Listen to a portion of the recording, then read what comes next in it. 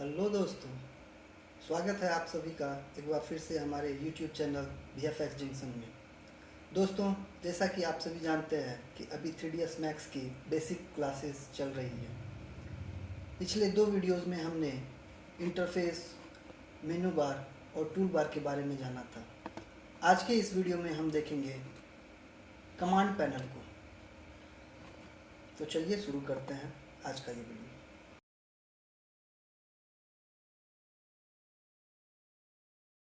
दोस्तों, जैसे ही हम 3ds Max को ओपन करते हैं, हमारे सामने में कुछ इस तरीके का इंटरफेस आता है। इसमें ये हमारा मेन्यू बार है, ये हमारा टूल बार है और ये हमारा कमांड पैनल है। हम जब भी कोई ऑब्जेक्ट बनाते हैं तो उसमें जो भी हमें इनपुट देना होता है वो हम इसी पैनल के थ्रू देते हैं। वो कैसे करते हैं आइए देखते हैं। कमांड पैनल में सबसे पहला ऑप्शन होता है क्रिएट का। जब हम 3ds Max को ओपन करते हैं तो ये हमारा ऑटोमेटिकली क्रिएट पे ही ओपन रहता है। तो इस क्रिएट ऑप्शन में हमें स्टैंडर्ड प्राइमिटिव्स नज़र आती है। जब हम इस पर क्लिक करते हैं तो एक ड्रॉप डाउन मेन्यू खुलता है जिसमें ढेर सारे ऑप्शंस होते हैं, जैसे standard primitives, extended primitives, compound object, particle system, patch grids, nerve surface, doors, Windows, mental रे, AC, extended, dynamics and objects, stairs. इसमें नीचे के जो 2 ऑप्शंस हैं i2 सॉफ्टवेयर और V-Ray, ये दोनों एक्सटर्नल प्लगइन्स होते हैं। हो सकता है अगर आपके सिस्टम में ये इंस्टॉल ना हो तो ये आपको यहाँ पे नज़र नहीं आएंगे। तो मैंने पहले से ही इसे इंस्टॉल कर रखा है तो इसलिए मुझे यहाँ पे ये नज़र आ रहा है। तो हम शुरुआत करते हैं स्टैंडर्ड प्राइमिटिव्स से। स्टैंडर्ड प्राइमिटिव्स एक बेसिक ऑब्जेक्ट्स होते हैं जिनकी मदद से हम कॉम्प्लेक्स ऑब्जेक्ट को बनाते हैं। जैसे इसमें बॉक्स है, कोन है, स्फेयर है, जियोस्फेयर है, सिलेंडर है, ट्यूब है, टोरस है, पिरामिड है, टीपॉट है, प्लेन है। तो ये सारे ऑब्जेक्ट जो होते हैं इसमें से हमें जिस तरीके का मॉडलिंग करना होता है, मान लीजिए हमें सिलेंड्रिकल कोई ऑब्जेक्ट को मॉडलिंग करना है तो हम शुरुआत सिलेंडर से करते हैं, या रेक्टेंगल टाइप का कोई ऑब्जेक्ट बनाना होता है तो उसे हम बॉक्स से शुरू करते हैं। उसी तरीके से ट्यूब का हम इस्तेमाल करते हैं, टोरस का, पिरामिड का या प्लेन का इस्तेमाल करते हैं। तो शुरुआत करते हैं बॉक्स से। दोस्तों, जब बॉक्स को अगर हमें क्रिएट करना होता है तो सबसे पहले हम बॉक्स को सेलेक्ट करते हैं, फिर व्यू पोर्ट पे लेफ़्ट क्लिक करके होल्ड करके रखते हैं और जब उसे हम व्यू पोर्ट पे ड्रैग करते हैं तो कुछ इस तरीके का बनता है। उसके बाद जैसे ही हम क्लिक को रिलीज़ करते हैं और फिर से उसे ड्रैग करते हैं तो ये हाइट लेता है। हमें जितनी हाइट की ज़रूरत होती है उतनी हाइट तक ले जाके हम उस पर एक बार फिर से लेफ़्ट क्लिक करते हैं तो ये रुक जाता है। तो इस तरीके से हमारा ये बॉक्स क्रिएट हो जाता है। अभी इस बॉक्स में कुछ प्रॉपर्टीज़ होती है, जैसे कि इसकी लेंथ होती है, विड्थ होती है, हाइट होती है। तो वो सारा चीज़ हमें यहाँ पे नज़र आ रहा है। हम यहाँ से चाहें तो इसे बढ़ा या घटा सकते हैं। जैसे कि इसमें लेंथ दिया हुआ है, विड्थ दिया हुआ है और हाइट दिया हुआ है, तो इन तीनों को हम मैनिपुलेट कर सकते हैं यहाँ से। उसके बाद हम देखते हैं कि लेंथ सेगमेंट, विड्थ सेगमेंट और हाइट सेगमेंट। तो सेगमेंट क्या होता है कि ये जो लाइन हमें दिखाई दे रहा है इसे हम सेगमेंट बोलते हैं।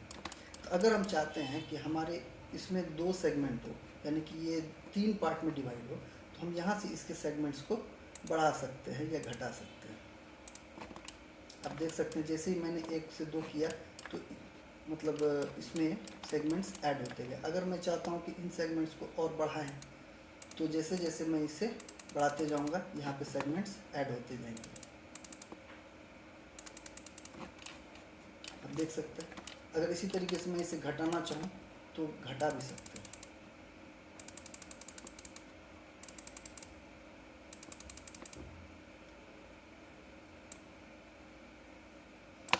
आप चाहें तो इसमें वैल्यू ऐड इनपुट करके भी इसके सेगमेंट्स को बढ़ाया घटा सकते हैं। मान लीजिए मुझे 10 सेगमेंट्स चाहिए तो मैं इस पर जैसे 10 टाइप करूँगा इसमें 10 सेगमेंट ऐड हो जाएंगे। तो फिलहाल के लिए मैं इसे 1 कर देता हूँ।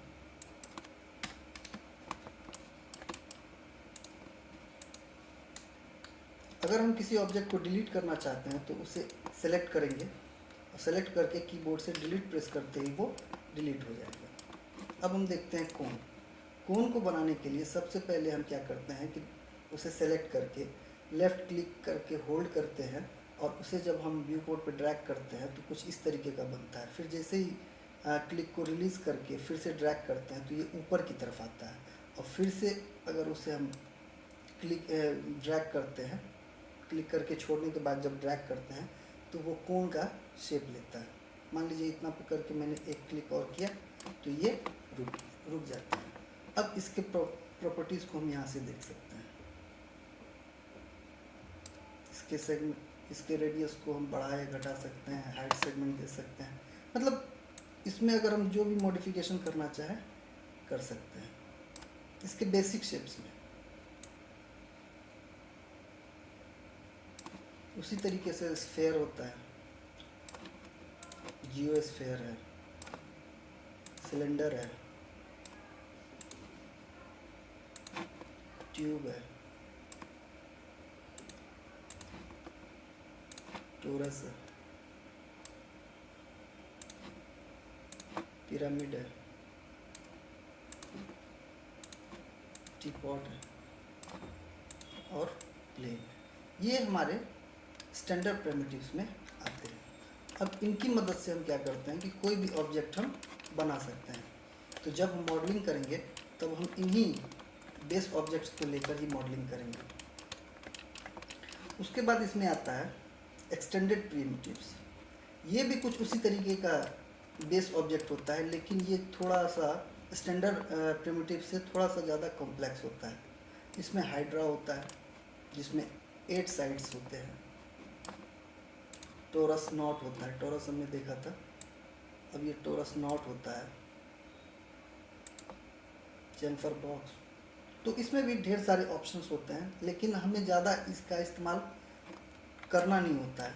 हम ज़्यादातर स्टैंडर्ड प्रिमिटिव्स के ही ऑब्जेक्ट्स को लेकर मॉडलिंग करते हैं। उसके बाद हम देखते हैं कंपाउंड ऑब्जेक्ट। कंपाउंड ऑब्जेक्ट भी मॉडलिंग के लिए काफ़ी इम्पोर्टेंट होता है। ये क्या होता है अभी मैं आपको बताता हूँ। सबसे पहले हम इसे डिलीट करते हैं।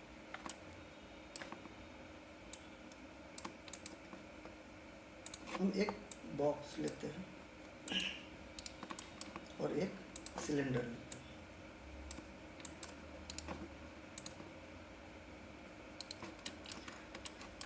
अब हम वापस से कंपाउंड ऑब्जेक्ट में जाते हैं। मान लीजिए हमें इस बॉक्स में एक होल बनाना है, तो उसे हम कैसे बना सकते हैं।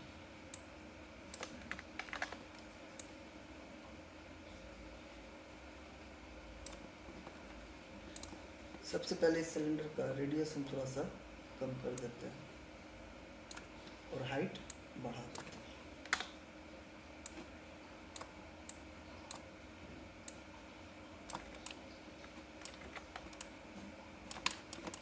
कुछ इस तरीके से। अब हम जाते हैं कंपाउंड ऑब्जेक्ट में।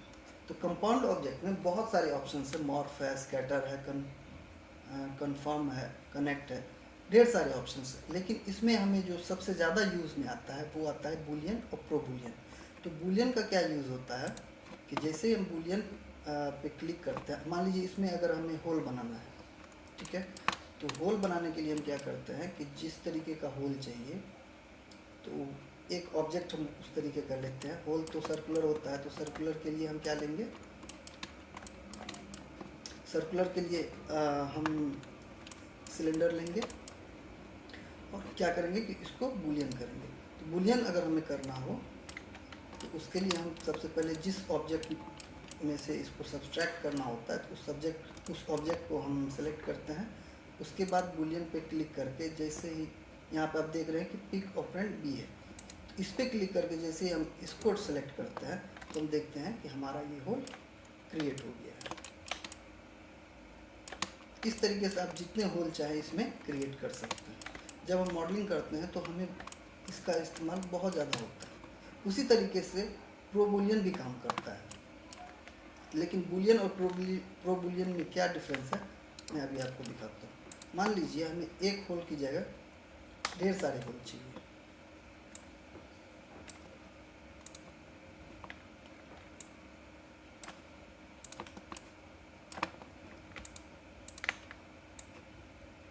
कुछ इस तरीके से।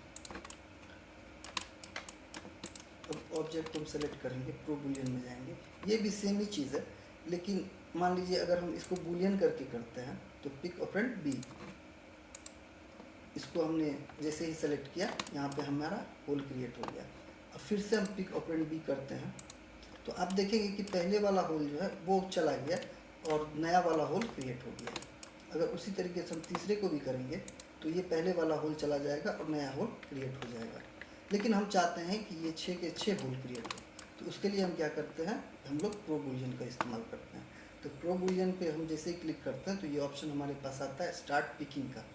तो स्टार्ट पिकिंग पर हम जब क्लिक करते हैं तो ये हाईलाइट हो जाता है और उसके बाद एक एक करके हम सबको सेलेक्ट करते हैं। तो इस तरीके से हमारा ये होल क्रिएट हो जाता है।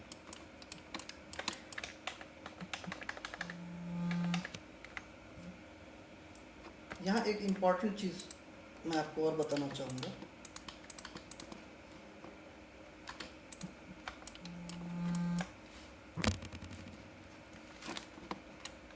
मान लीजिए अगर हमें इस ऑब्जेक्ट को कॉपी करना है तो उसके लिए हम सिंपली क्या करते हैं कि शिफ्ट प्रेस करके जैसे ही हम इसको ड्रैग करते हैं या आगे की ओर बढ़ाते हैं तो हम देखते हैं कि दूसरा ऑब्जेक्ट का एक कॉपी तैयार हो जाता है। और जैसे ही हम उसको क्लिक को छोड़ते हैं तो हमारे पास ये क्लोन का ऑप्शन आता है।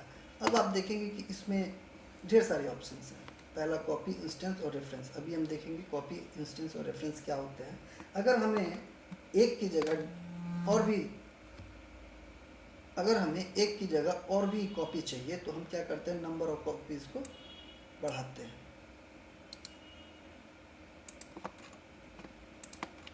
तो आप देखेंगे यहाँ पे ये 2 कॉपी आ गया। ध्यान देने वाली बात यह है कि एक ऑब्जेक्ट से दूसरे ऑब्जेक्ट का डिस्टेंस जितना रहेगा, दूसरे से तीसरा का डिस्टेंस उतना ही रहेगा। तो ये प्रॉपर्टीज जो होता है वो हमें बहुत यूज़ होता है जब हम आर्किटेक्चरल मॉडलिंग कर रहे होते हैं, तो उस समय हमें इसका बहुत इस्तेमाल होता है। अब हम देखते हैं कॉपी क्लोन में क्या क्या ऑप्शंस हैं। जैसे कि अभी देखिए ये हमारा कॉपी पे सेलेक्टेड है। अगर हम इसे इंस्टेंस करते हैं तो क्या होता है, तो इंस्टेंस का मतलब होता है कि जो हमारा जो भी ऑब्जेक्ट कॉपी होता है और नया ऑब्जेक्ट बनता है तो उसका प्रॉपर्टीज़ एक दूसरे के साथ मतलब अटैच हो जाता है। अगर हम इसमें कोई चेंजेस करेंगे तो वो इसमें भी होगा, या इसमें चेंज करेंगे तो इसमें भी होगा। अभी मैं आपको दिखाता हूँ। जैसे कि हमारा ये ऑब्जेक्ट है, सॉरी, हम एक नया बॉक्स लेंगे,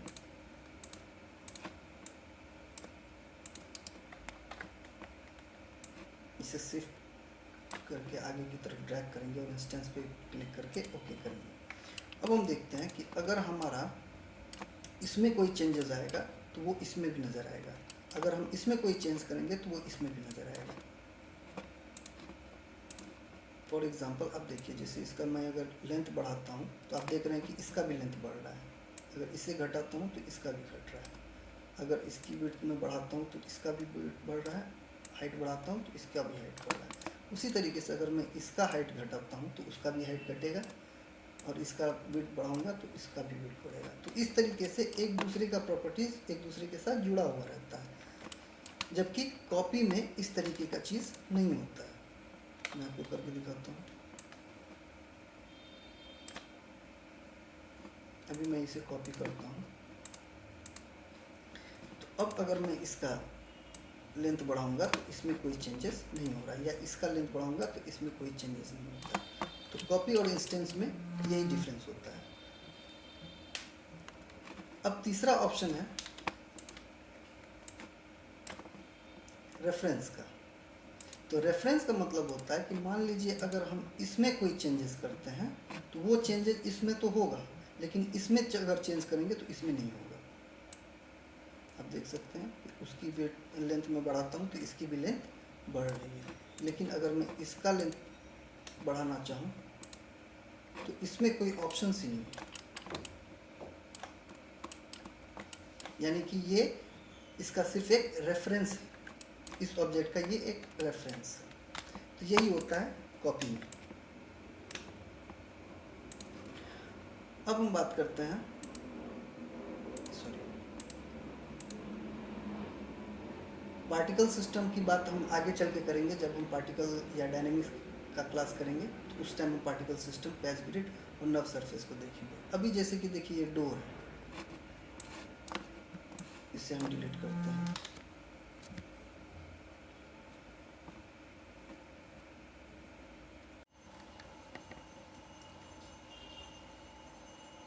डोर्स क्या होता है कि जब हम आर्किटेक्चरल मॉडलिंग करते हैं तो उस वक्त हम एक घर बनाते हैं और घर में विंडो और डोर्स लगाते हैं। तो 3ds मैक्स में कुछ इनबिल्ट डोर दिए हुए हैं, जैसे कि 3 तरह के डोर्स इसमें दिए हुए हैं, पिवट, स्लाइडिंग और बाइफोल्ड। पिवट, इन डोर्स को हम क्रिएट कैसे करते हैं, तो पहले किसी भी डोर को आप सेलेक्ट करें। जैसे ही आप सेलेक्ट करते हैं आप देखते हैं उनके पैरामीटर्स यहाँ पे क्रिएट हो गए हैं। जैसा कि अभी आप देख रहे हैं कि कोई भी डोर हमारा क्रिएट नहीं हुआ है, इसलिए हाइट, विड्थ और डेप्थ तीनों ही 0 दिखाई दे रहा है। तो अब हम इसको क्रिएट करते हैं। क्रिएट करने के लिए हमें क्या करना है कि सबसे पहले लेफ़्ट क्लिक करके होल्ड करना है, उसके बाद उसे व्यू पोर्ट पर स्लाइड करेंगे, फिर क्लिक, जैसे ही हम छोड़कर स्लाइड करेंगे तो ये और आगे बढ़ेगा। फिर से दूसरी बार क्लिक करके ऊपर की तरफ लेंगे और फिर से एक बार क्लिक कर देंगे, तो इस तरीके से हमारा डोर बन जाएगा। तो आप देख रहे हैं कि अभी ये हमारा ये डोर बना है, ये सही प्रोपोर्शन में नहीं है। तो उसके लिए हमें यहाँ से पैरामीटर्स को चेंज करेंगे। जैसे कि हाइट है, तो हाइट को जैसे हम बढ़ाएंगे तो हमारे डोर का हाइट बढ़ जाएगा। उसी तरीके से विड्थ को अगर हम बढ़ाना चाहें या घटाना चाहें तो हम बढ़ा घटा सकते हैं। उसी तरीके से डेप्थ को भी हम बढ़ा या घटा सकते हैं। अब मान लीजिए अगर हम चाहते हैं कि अभी जैसे कि ये सिंगल डोर नज़र आ रहा है, हम चाहते हैं कि ये हमारा डबल डोर, यानी कि इस डोर में 2 दरवाजे, तो यहाँ पे आप देख सकते हैं कि डबल डोर का ऑप्शन दिया हुआ है। अब जैसे ही इस पर क्लिक करते हैं हमारे ये डबल डोर क्रिएट हो जाता है। उसी तरीके से फ्लिप का भी ऑप्शन है। अब देखिए यहाँ पे ओपन लिखा हुआ है, इसका मतलब है कि अगर मान लीजिए हम चाहते हैं कि इस डोर में एक एनिमेशन हो खुलने का या बंद होने का, तो वो हम यहाँ से इसको खोल या बंद कर सकते हैं। आप देख सकते हैं इस तरीके से हम इसे खोल या बंद कर सकते हैं। उसके बाद आता है फ्रेम। यहाँ से हम क्या करते हैं कि फ्रेम में अगर हमें कोई मॉडिफिकेशन करना होता है तो हम फ्रेम में मॉडिफिकेशन कर सकते हैं।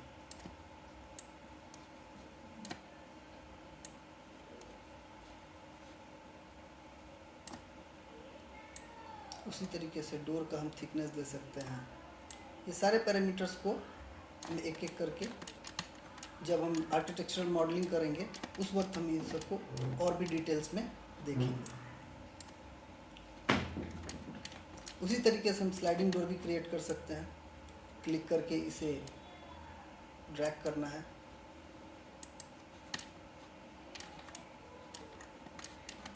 इसमें अगर हम कोई मॉडिफिकेशन करना चाहें तो हम यहाँ से कर सकते हैं।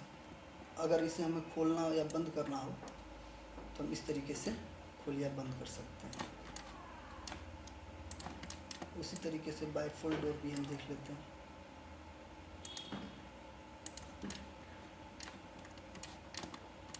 इसके भी सारे पैरामीटर्स यहाँ पे दिए हुए हैं।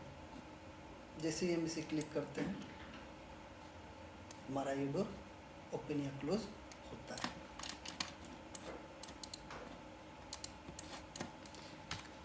अब हम देखते हैं विंडोज़।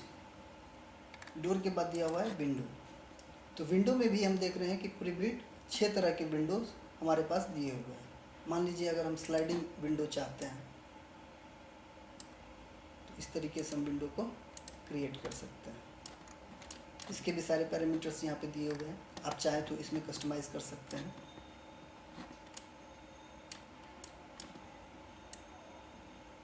इस तरीके से इसे हम खोल के या बंद कर सकते हैं। उसी तरीके से अगर आप देखें दूसरे डोर को, विंडो को, तो वो भी हम इसी तरीके से क्रिएट कर सकते हैं।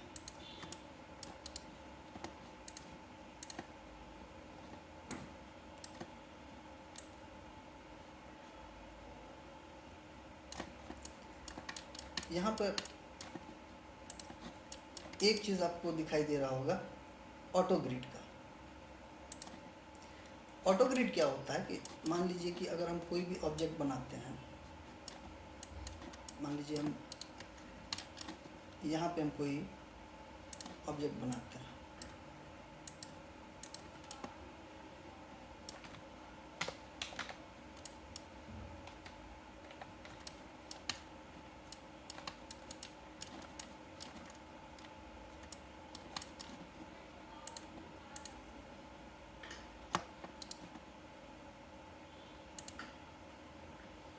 ऑटो ग्रिड करने से क्या होता है कि हम जो भी ऑब्जेक्ट बनाएंगे वो ऑटोमेटिक हमारे ग्रिड को स्नैप करके बनाएगा। आप देख सकते हैं ये हमारे ग्रिड पे बना हुआ है। मान लीजिए हम फिर से इसको अगर क्रिएट करना चाहें तो आप देख सकते हैं कि आपका ये ग्रिड हाईलाइट हो जाता है और आप उस ग्रिड के हिसाब से ऑब्जेक्ट को क्रिएट कर सकते हैं। उसके बाद आता है मॉडिफाई। दोस्तों, जब हम कोई भी ऑब्जेक्ट बनाते हैं, मान लीजिए जैसे कि मैंने ये विंडो को क्रिएट किया, तो हमारा सारा पैरामीटर्स यहाँ पे आ रहा है। जब तक ये पैरामीटर्स तब तक ही यहाँ पे रहेंगे जब तक कि ये सेलेक्टेड है।